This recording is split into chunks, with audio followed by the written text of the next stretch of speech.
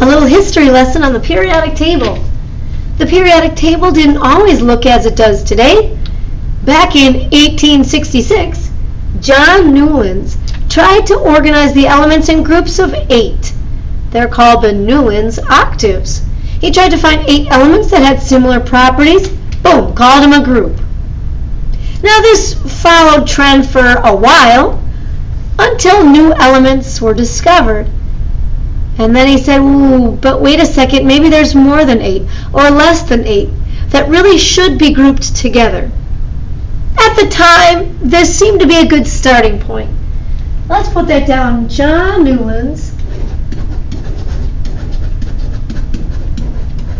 organized the elements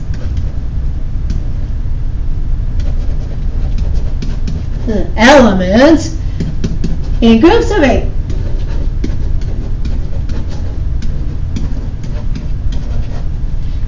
Elements with similar properties. But again, that idea failed as new elements were discovered. Often Dmitri Mendeleev, it's called the father of the modern periodic table. Instead of just randomly trying to fit the elements in groups of 8, Mendeleev said, well, let's look specifically at atomic mass. And I'm going to organize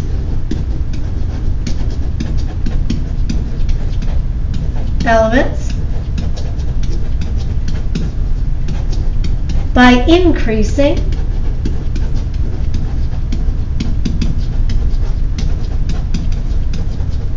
atomic mass. This is great. The periodic table today really does have the elements by increasing atomic mass. So here down at the bottom, this was kind of a snapshot of Mendeleev's early periodic table. Now, Mendeleev was a smart guy. Here's what I like about his periodic table. Yes, the masses do increase. They don't increase by the same increments. Say you've got hydrogen with a mass of about 1. At the time, he didn't have helium on his periodic table. Wasn't discovered yet. Lithium is about 7, beryllium is about 9, boron's about 11, carbon's about 12. I mean, they increase by like 1 or 2. As you get to bigger elements on the periodic table, again, they still increase, but not by the same increment each time. Now, here's where he becomes pretty brilliant. Let's look at a little chunk of his periodic table. How about like potassium? So the atomic masses.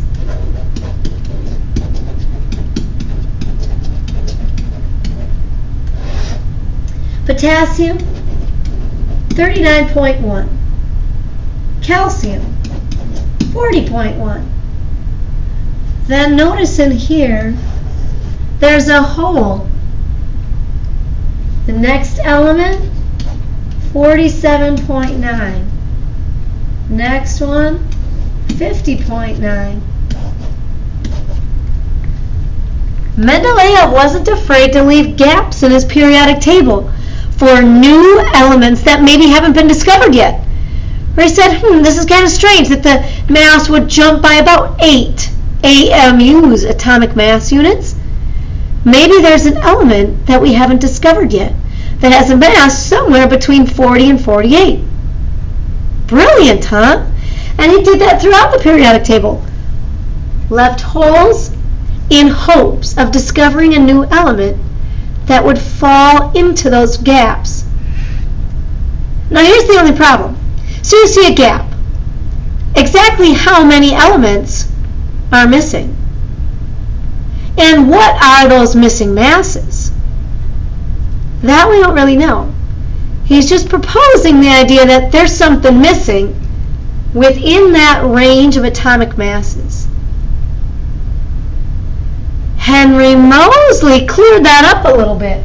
Instead of focusing so much on atomic mass, Moseley organized the elements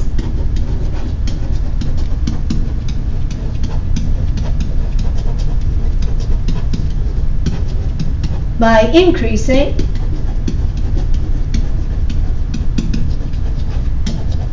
atomic number. Moseley said, hey, I like this concept, but let's focus on atomic number.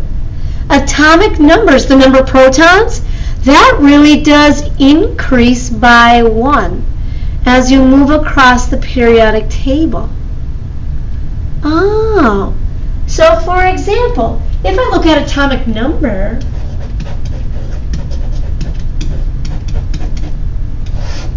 let's say we have element 19, element 20, and then there's a gap. We jump to element, 23, 24, and so on. Now when we see a gap in atomic numbers, we know exactly what's missing. There are 2 elements that haven't been discovered yet, element 21 and 22. I know exactly how many protons I'm looking for in these new elements. I like that. So if we move, how did Moseley's version of the periodic table make it easier to identify undiscovered elements? Let's put atomic numbers. Atomic number increases by 1. It increases steadily across the entire periodic table. Mass numbers, yes, they do increase. But even today, they don't always increase by the same increment. And we also know today that the masses found on the periodic table are these weighted averages. So it also depends on the natural proportion of that isotope that's existing. You know, maybe I have an element, but let's say carbon. It's 99% mass 12. There are some heavier isotopes, but not very abundant in nature. So it makes it a little bit tricky to really focus on atomic masses when looking for undiscovered elements. But atomic number never fails, increases steadily by 1.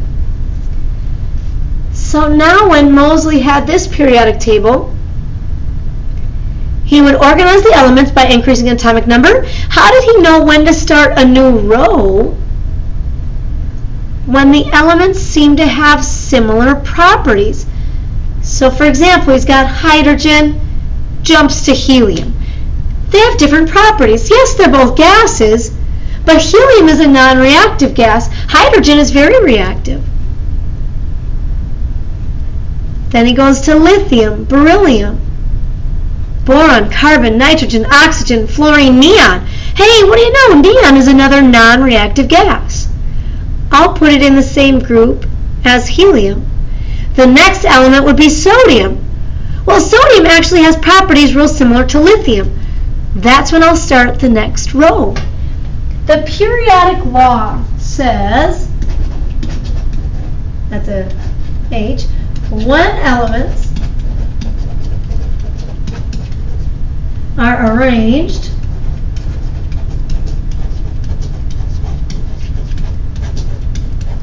by increasing atomic number,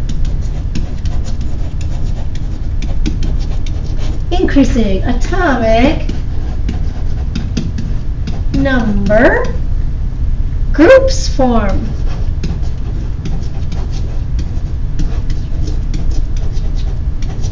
With similar properties.